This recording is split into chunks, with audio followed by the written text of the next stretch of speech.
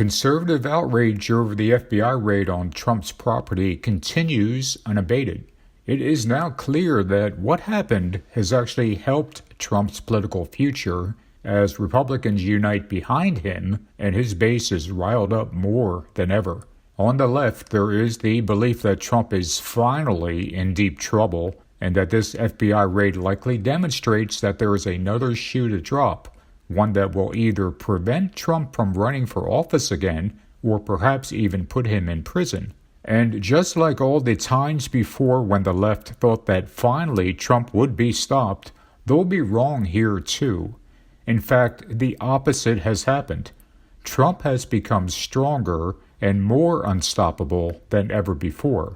You see, nothing sticks to Trump. He is the ultimate Teflon Don, able to withstand controversy like no other politician. Each effort to take him down actually empowers him with his supporters, many of which will do or say almost anything in his defense. In early 2021, I made a short video about the reasons that nothing sticks to Trump. I'd like to play that video now.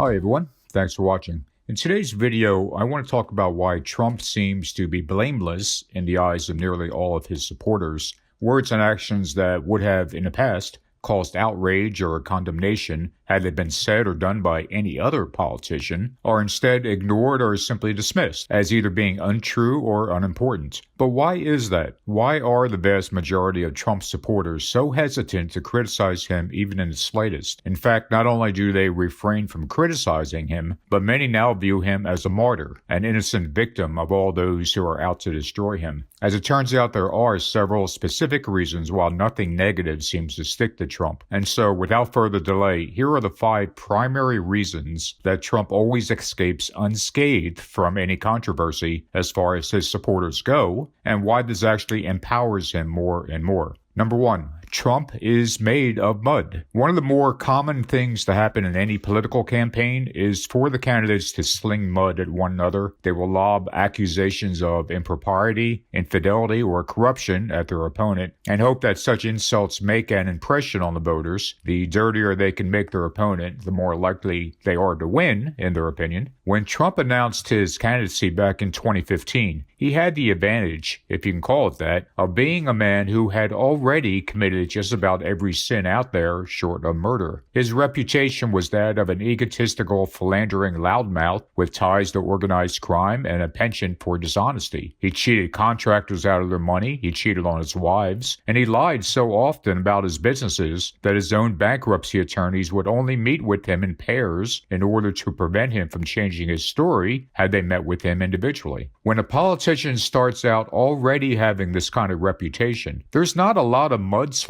that will stick. Any new accusation simply didn't have a noticeable impact on Trump because there was no moral high ground for Trump to be knocked off of. He can't be knocked off of a pedestal that he was never on. Trump's history before even entering politics actually made him impervious to any of the normal attacks that politicians levy against one another. And, if anything, the multitude of these character defects only reinforced the idea that he was an outsider looking to shake up the political establishment. Number 2, Trump's perfect cover. Before announcing his presidential bid back in 2015, Trump's political beliefs during his adult life were more closely aligned with the Democrats than the Republicans. And personally, I believe that Trump would have run as a Democrat had Hillary Clinton not been the de facto nominee for the party. However, Trump running as a Republican ended up giving him perfect cover for any accusations of wrongdoing, albeit one that he may not have anticipated. And that perfect cover is this: Republicans were already convinced that the mainstream media constantly lied about them. Thus, from day one, Whenever a story that came out that attacked Trump in any way, no matter how factual it was or how much it even quoted Trump's own words, all Trump had to do was brand it as fake news, and Republicans would immediately dismiss it under the assumption that the media was once again lying about a conservative. And Trump's habit of branding any story that he didn't like as fake news enabled him to remain blameless in the eyes of his supporters. After all, they reasoned, since the mainstream media lied so often about conservatives, surely they were also lying about Trump. Number 3. Trump's Christian facade. Of all the pandering that Trump has done over the past few years, his telling Christians exactly what they wanted to hear might have been the most obvious. Obvious, that is, to everyone except his Christian supporters, who swallowed everything he said hook, line, and sinker. Trump has admitted, as most of us know, that he doesn't seek God's forgiveness, nor does he even see the need to. And yet such an astoundingly anti-Christian statement didn't seem to faze his supporters one bit, who either claimed that he's a baby Christian or that it simply didn't matter because he is such a strong supporter of Christianity overall. This willingness by Christians to believe that Trump is on their side, simply because he occasionally mentioned the name of Jesus as he read it off a teleprompter, demonstrates the naivete that is rampant in modern Christianity. This naivete is best illustrated by the number of Christian preachers on YouTube who spend more time hawking their latest book or DVD or pleading for donations than they do in actually preaching the gospel. And yet they have a staggering amount of followers who seem not to care how money is so completely interwoven into every sermon. Trump's knack for telling Christians exactly what he thinks they want to hear, combined with the gullibility of modern Christianity, has resulted in Trump seldom being held to account among Christians, and especially those in the evangelical community. Number 4. Trump wraps himself in the flag. When looking at politicians and political campaigns, one never finds a shortage of patriotism, or at least a pretense of patriotism. In fact, one better wear a flag pin on their lapel, because if they don't, they're opening themselves up to questions about how much they really love this country. Trump has managed to take patriotism to a higher level, incessantly bragging about how much money he's poured into the U.S. military while president, and having adopted the America First approach to all foreign policy. He even famously hugged the American flag after at least one speech, in case anyone in the audience didn't understand how much he really loves the United States. Trump's over-the-top display of patriotism has often resulted in his supporters viewing him as being synonymous with America. To them, Trump is America, and America is Trump. Of course, this echoes the famous statement by Rudolf Hess at the 1934 Nuremberg Party rally, in which he said Hitler is Germany and Germany is Hitler. Sadly, too many Christians idolize America and what they believe it stands for, ignoring the fact that this is worshiping a false idol. But when they see someone like Trump wrap himself in the flag, and they have this false idol worship of America, it's not a surprise that they will forgive him for almost anything he says or does. Number 5. The ends justify the means. If there's been one constant excuse for Trump over the past few years, especially among Republican politicians, it's that supporting him was justified in the long term because of the number of conservative judges and policies that have resulted. In other words, in their eyes, the ends justified the means. In fact, the ends justifying the means is completely at odds with the Bible, as it is antithetical to the idea that we are to live a Christian life at all times. Rather than telling us to ignore evil in the hope that good will come out of it, the Bible specifically warns us to not call evil good and good evil. Over the past 5 years, far too many conservatives have turned a blind eye to the type of man Trump is, and instead focused on what has been gained under his presidency. Rather than offering up even the slightest criticism of a man who appeals to our basest instincts, they found a way to excuse his every word and action, and instead denigrated those who criticized him. This is the very definition of calling evil good and good evil.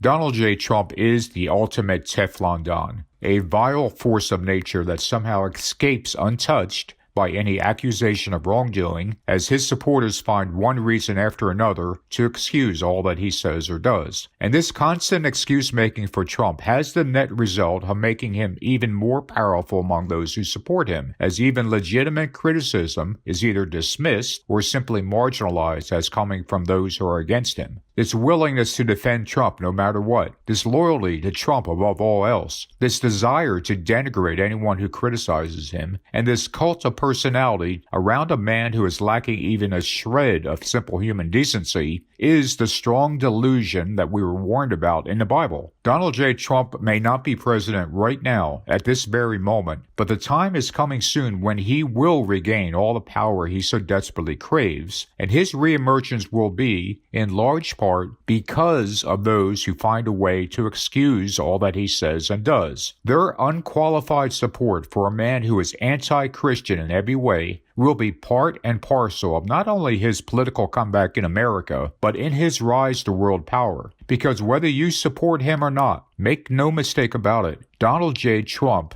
is the Antichrist. That's all for today. Thanks for watching, and if you care to leave a comment, please do. As always, please be respectful of one another in any comment you leave. Take care.